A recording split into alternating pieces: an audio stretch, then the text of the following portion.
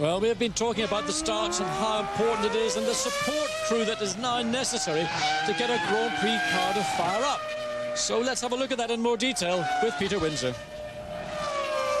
Yes, an atmosphere of calm efficiency here in the Telefonica Minardi garage where they're preparing Marc Gené's car for the French Grand Prix. But soon, of course, the car will be ready for an engine startup. How many mechanics and how many tasks are involved actually in starting a modern Grand Prix car?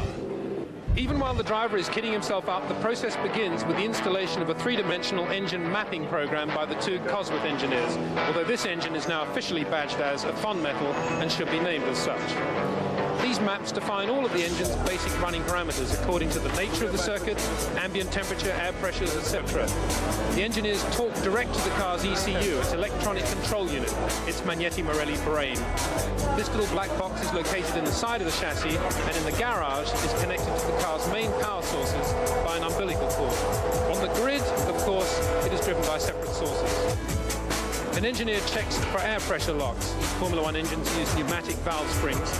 The mechanic cranks the air starter and the engine hopefully bursts into life. It idles at around 3,800 revs as engineers monitor both engine and gearbox numbers on laptops. Around the back, a separate power pack simulates car hydraulic pressure.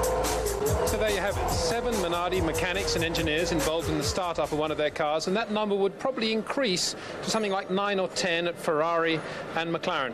What it doesn't include, of course, is the driver. He doesn't need to do anything, he just sits there, but once the engine's running, he needs to keep it running. David Coulthard, of course, had a problem with that in Canada 2 weeks ago.